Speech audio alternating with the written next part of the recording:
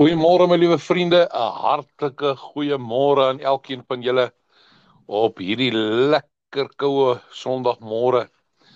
Ek hoop julle is snoesig daar in julle bed of waar julle ook al is met 'n kombersie en om julle te beskik teen die koue met 'n lekker koppie sop in die hand. My liewe broer en suster, ek wil vanmôre gesels met julle in 'n baie kort boodskap oor ek het 'n behoefte en 'n begeerte.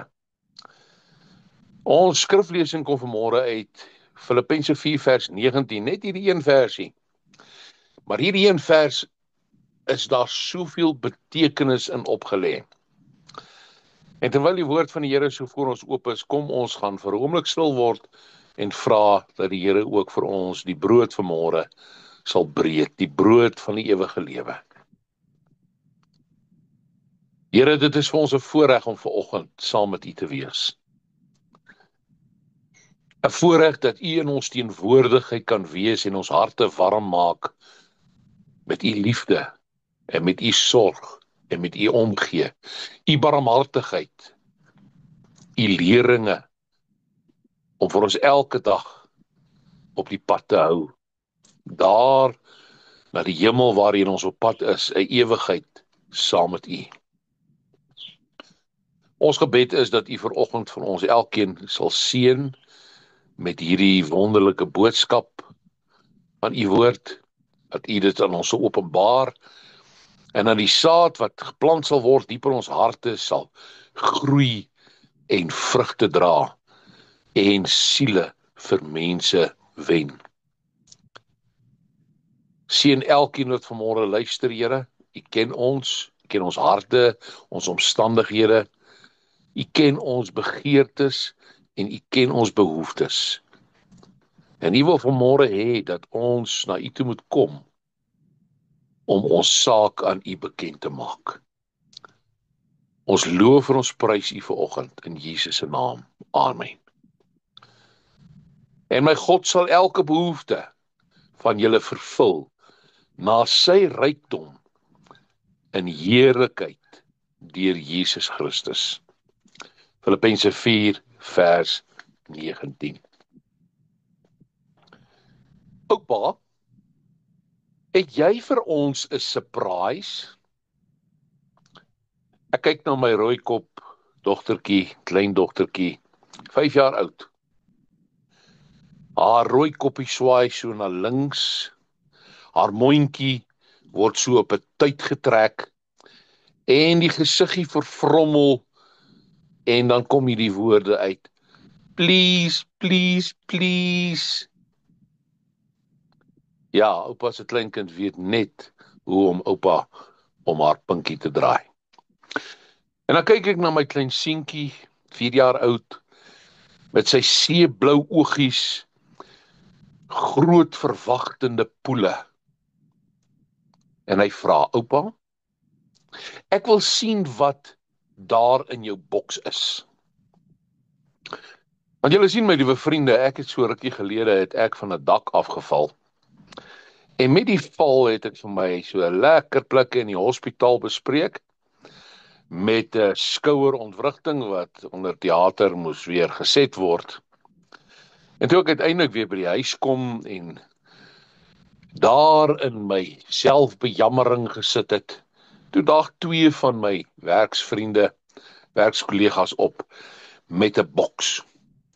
'n Boks bietjie groter as 'n skoenboks, maar binne in die boks was daar allerhande lekkernye en koekies en marshmallows en noem dit maar op. 'n Troos vir beterskap. En ek het natuurlik by myself gedink: aha, ek gaan my kamerdeur toemaak en dit is myne. Ek gaan met niemand deel nie. En dan wanneer die begeerte en die behoefte en die lus my oorval, dan maak ek my boks oop en ek gaan op hierdie lekker, heerlike tog van lekkernye. Maar toe kom die tweekies op my af met hierdie vra, oupa, het jy 'n surprise vir ons? En ek maak natuurlik die boks oop, en toe hulle nou al die lekkernye sien, van daai oomblik af, toe word dit ons boks. En elke keer in die môre as hulle hier kom om te kom groet, oupa, wat is daar in ons boks? En in die middag as hulle van die skooltjie afkom, kleuterskool afkom, oupa, ek wil sien wat is in ons boks. Nou my geliefdes, hierdie simbiotiese verhouding bring groot stryery en bekleierery in my huis. Want julle sien, mamma en ouma beklei die heeltyd met oupa. Moenie vir die kinders sweets en soetgoed gee voor hulle geëet het nie. Dit is nie goed vir hulle nie. Maar ek verstaan dit nie. 'n Sugar rush, hoppende balletjies, kinders wat rondspring, mekaar jaag en in die proses 3 koppies en 5 borde breek, en dan ook nog op die hond se ster trap. Dis aardse goed. Wat blywend is hierdie kinderlaggies en vreugde en genot en die feit dat hulle gelukkig is. Dit is tog blywend, is dit nie? Wat is dan nou so verkeerd om as jou oë oopgaan, chocolates vir breakfast te eet? En net voor jy gaan slaap, 'n ou skelm soet dingetjie te nuttig. Dit is mos lekker. Dink julle nie ook so nie? Maar oupas ken ook die lewe. Hulle het ook al die lewe gesien en hulle ken die menslike karakter. Want julle sien, nadat die boks opgeëet is, dan kom hulle nog gereeld na oupa toe en vra, oupa, het jy 'n surprise vir ons? En dan sal ek sê, ja, ek het 'n surprise, en dan gooi ek my hande so oop en sê ek, tada, surprise! En dan kyk hulle my aan, en dan vra hulle, oupa, waar is die surprise? Dan sê ek, oupa is die surprise. En dan sien ek 'n ander houding. Handjies wat in die sye is, en oogies wat afsak, en kyk na my en sê, maar oupa, mens kan nie oupas eet nie. Ja, mense kry nooit genoeg nie. Mense wil altyd meer hê. En dit is hoekom Lukas 10 vir ons baie duidelik ook die boodskap gee wat Jesus gepraat het oor die barmhartige Samaritaan. Die skelms en die kriminele het 'n houding van wat joune is myne. En dan die Fariseërs en die Lewiete het hierdie houding van wat myne is myne. Dis kosbaar. Ek is geroepe tot 'n sekere diens. En as ek dan miskien net moontlik aan 'n dooie sou vat, sê die wet van Moses, dan kan ek nie meer diens doen vir die Here nie. En daarom loop ek baie keer verby.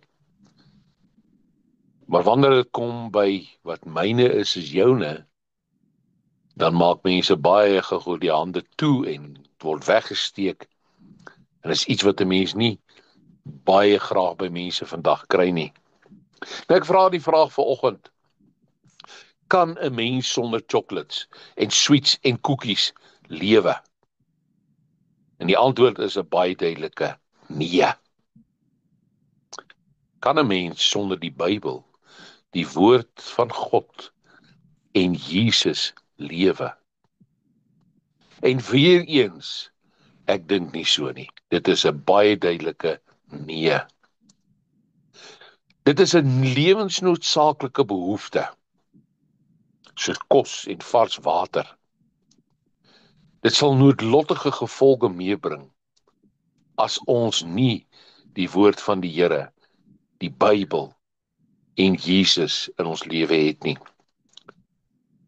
Want sonder Jesus, sonder die Bybel, sonder sy boodskap, bring dit depressie, ons lag nie meer en speel nie meer nie.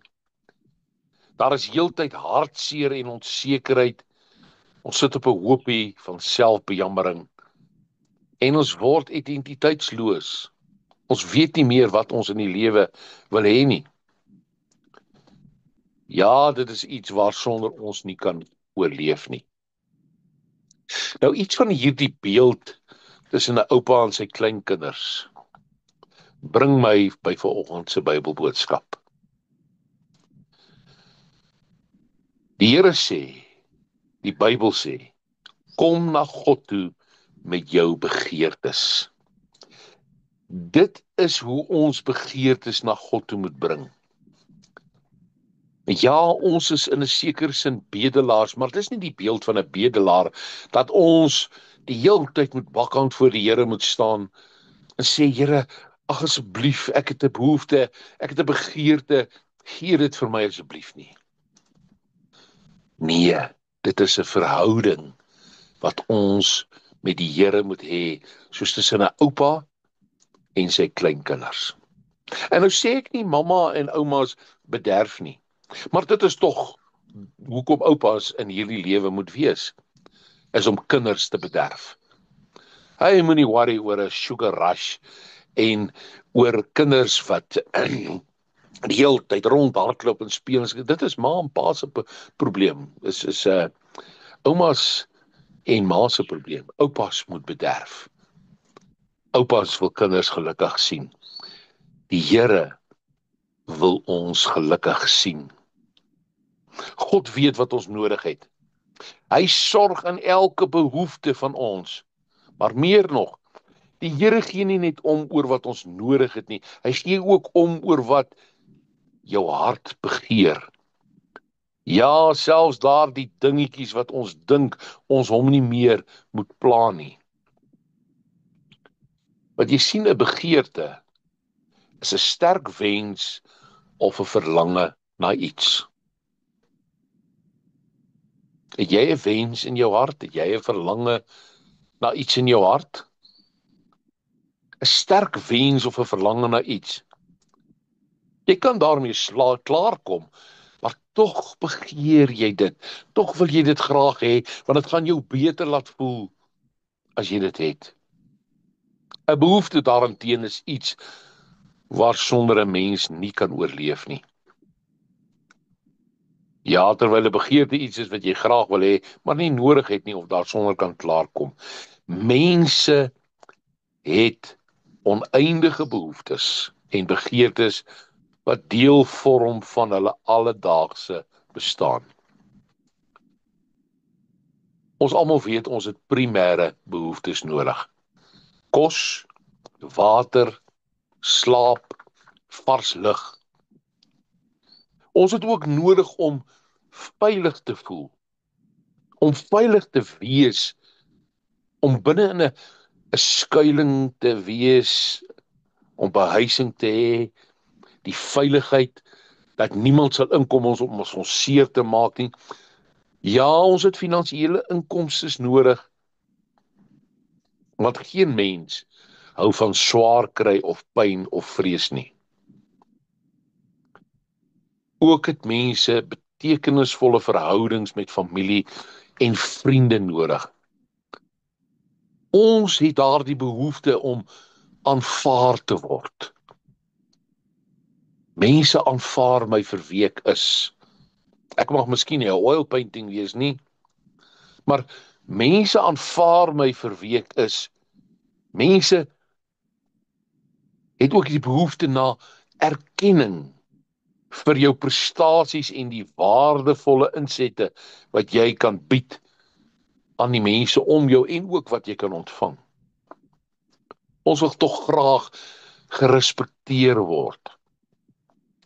Ja, wanneer ons onsself in 'n spieël kyk, dan wil ons ook 'n stuk selfrespek hê. Wanneer ek vir myself in die spieël kyk, wil ek tog vir my kan sê, ek hou van jou. Ek wil graag snoesig en veilig in my vel wees. Mense wil graag groei om jou volle potensiaal te bereik. Ek wil tog iets in die lewe wees. Aan die ander kant het ons ook begeertes na dinge wat lekker is, Watter vrou is daar nie wat hou van ontwerpersklere en om na 'n haarkapper toe te gaan om jou hare mooi te maak, op 'n vermeerkunstenaar wat jou net so bietjie met daardie oorlogsverf kan bederf, om net die kleur en die mooiheid uit jou uit te bring nie.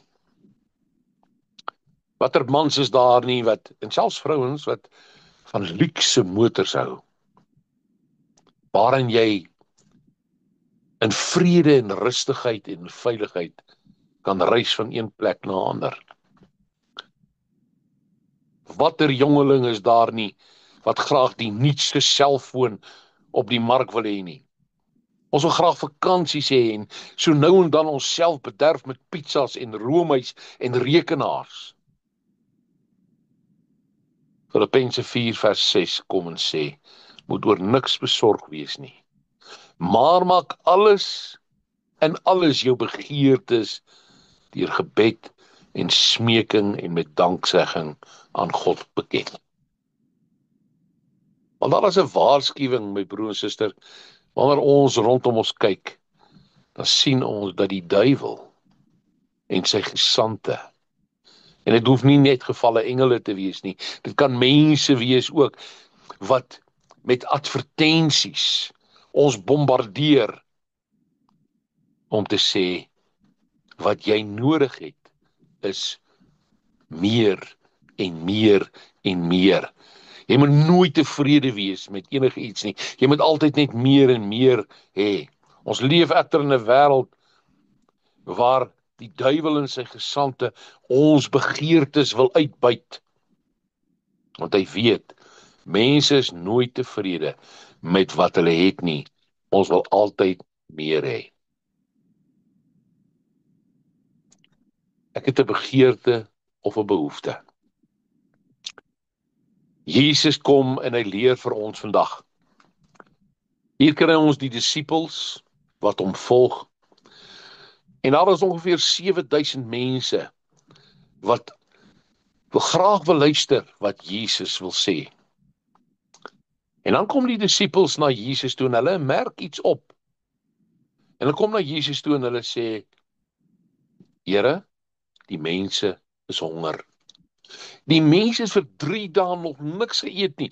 Hulle is hier om te kom luister, maar moet ons hulle terugstuur na hulle huise sodat hulle kan gaan eet? Want hulle het 'n behoefte om te eet, 'n primêre behoefte. En wat doen Jesus? Jesus kyk na sy disippels en hy sê vir hulle, gee julle vir hulle kos. Here, u verstaan nie, 7000 mense. Ons is maar 12. Ons het maar net 2 visse en 5 broodjies. Nie is genoeg om onsself te voed nie. Hoe verwag u van ons, Here, om die behoeftes van hierdie mense te vervul? Jesus wil vir sy disippels en vir ons leer dat dit gaan meer as oor die behoefte na kos. Dit gaan daaroor dat ons die God van wonderwerke moet leer ken. Bring die 2 visse en die 5 broodjies na my toe, sê Jesus. En dan kyk hy op na die hemel en hy dank sy Vader en hy sê, Here God, leer vir hierdie mense die belangrikheid van afhanklikheid van God te wees. Leer u kinders dat dit beter is om geloof in die Here Jesus te hê as in hulle eie kragte.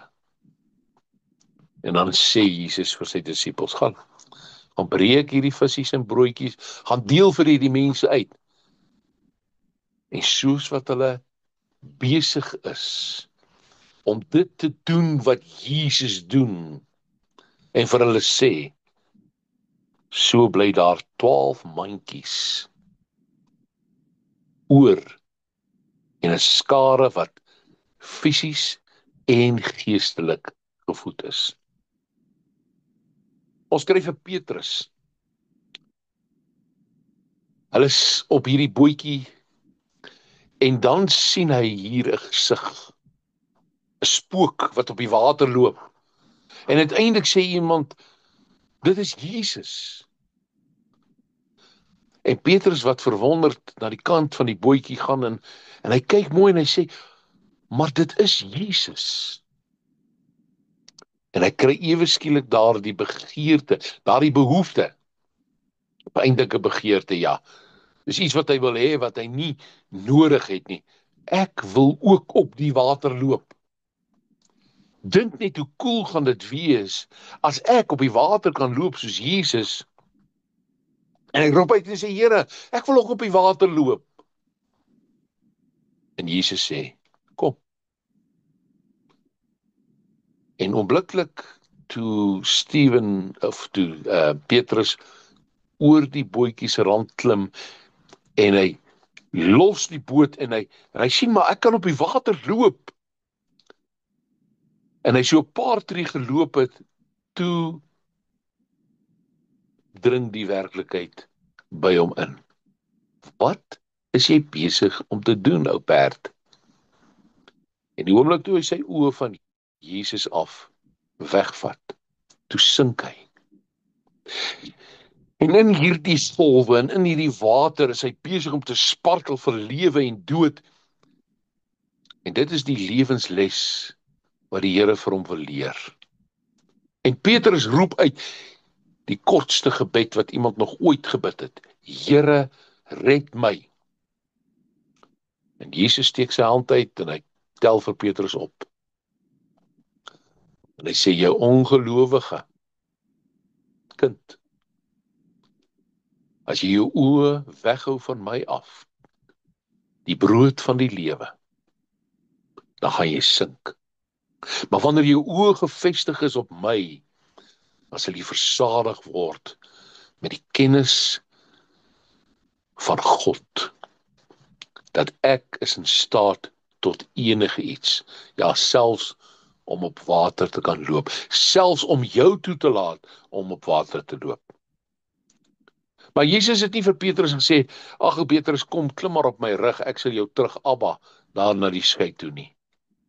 Nee, die Here het Petrus self laat loop, maar ek kan vir jou vandag verseker, Petrus het nie vir een oomblik sy oë van Jesus af weghou nie.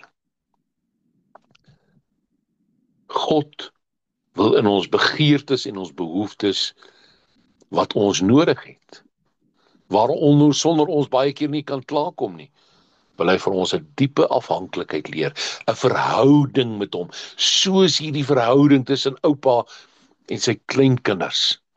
Want dit gaan nie net oor die lekker goed nie. Dit gaan daaroor dat hierdie kleinkinders moet weet, oupa is altyd daar vir my. Ek kan op hom staat maak. Ek kan op sy bederf en sy liefde en sy aandag kan ek staat maak. En dan die grootste woorde wat 'n mens kan hoor van 'n kleinkind is.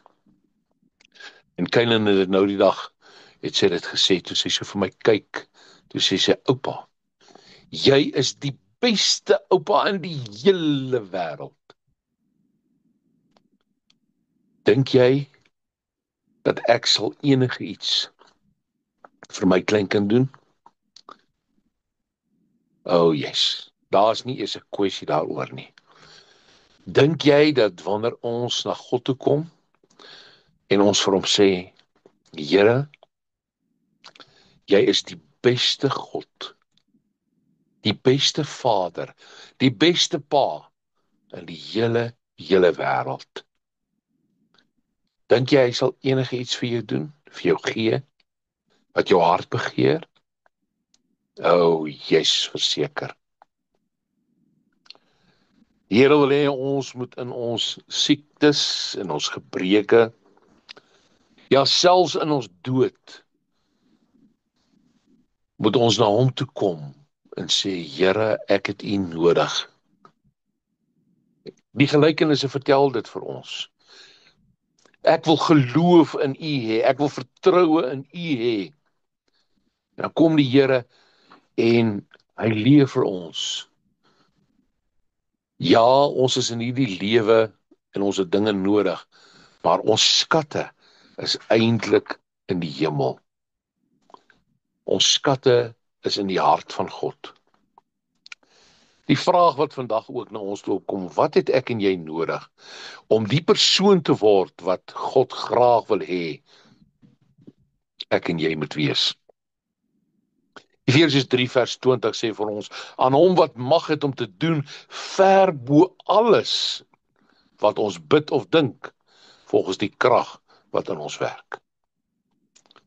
Kortliks, God is nie geïnteresseerd in baie meer as om net ons behoeftes aan te spreek nie. Maar God wil hê ons moet hom ken, in 'n verhouding met hom wees, in 'n verhouding met Jesus wees, afhanklik van elke woord wat uit sy mond uitkom. Jesus sê, as jy honger is, kom na my toe. Ek is die brood van die lewe, en as jy van my eet, sal jy tot in der ewigheid nooit weer honger word nie. Jesus sê, ek is die fontein van lewende water. As jy van my drink, sal jy tot in aller ewigheid nooit weer dors word nie. Ons fokus moet wees op ons Vader in die hemel, op sy Seun Jesus Christus, sy Heilige Gees wat in ons werk. Soek allereers die koninkryk van God en sy geregtigheid, en al hierdie dinge sal vir ons bygevoeg word. Die broer en suster, ek wil afsluit met iets wat Ina, my vrou, altyd sê. Sy sê altyd, God het ons lief net soos ons is. Maar God wil ons nie los net soos ons is nie. Hy soek dat ons meer sal word, volmaak sal word, dat ons die beste potensiaal sal bereik, dat ons die mooiste en die slimste en die sterkste sal word, soos wat hy ons geskape het. Here, ek het vanmôre 'n begeerte en 'n behoefte. En ek lê dit met smeking en danksegging voor u Vaderhart. Kom vul my lewe met hierdie sweets, hierdie soet, hierdie koekies van u woord, van die Bybel moet soet wees vir mense. Kyk na my gesindheid, kyk na my hart, Here. Hierdie oupa wat ek kan vertrou met my hele lewe, wat vir my net die beste wil hê, so wil u vir my ook doen. Amen. Kom ons bid saam. Dankie Here Jesus, dat ons vanmôre 'n bietjie kan besin oor die woord, en net oor hierdie een teksvers van Filippense 4 vers 19, waarin daar soveel emosie en betekenis opgeskryf is. O Here, ek het vanmôre 'n behoefte en 'n begeerte om weg te kyk van my probleme en my gebreke en my lewe wat in duie val, en ek wil opkyk na die wonderhand van God, waarin alles moontlik is. En ek wil my kop skeef draai, en ek wil my mond op 'n tyd wil ek bring, en ek wil sê, Vader, Here, Jesus, please, please, please, het u vir my 'n surprise.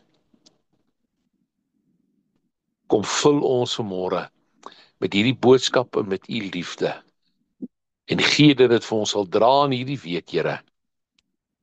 U wat elke behoefte en begeerte van ons ken en aan ons wil voorsien. Ek bid vir elkeen wat vanmôre na hierdie woord luister, in Jesus se naam. Amen. Kom ons gaan 'n laaste lied saam sing, tot sy eer, en dan sluit ons hierdie diens af. Sagaria 2 vers 8 sê vir ons die volgende woorde. Die Here het mag oor alles en almal. 'n Mens voel sy magtige teenwoordigheid aan. Hy is die een wat my met 'n boodskap na die nasie stuur, wat julle onderdruk het, en hy sê, julle is my oogappel. Van al die dinge wat ek het, is julle die kosbaarste. Wie aan julle vat, vat aan wat vir my die belangrikste is. Oupa se oogappels, Jesus se oogappel, God se oogappel. Mag jy dit besef vanmôre en mag jy weet dat jy kosbaar is in die oë van die Here. Geseënd is jy onder almal wat op hierdie aarde is. Amen.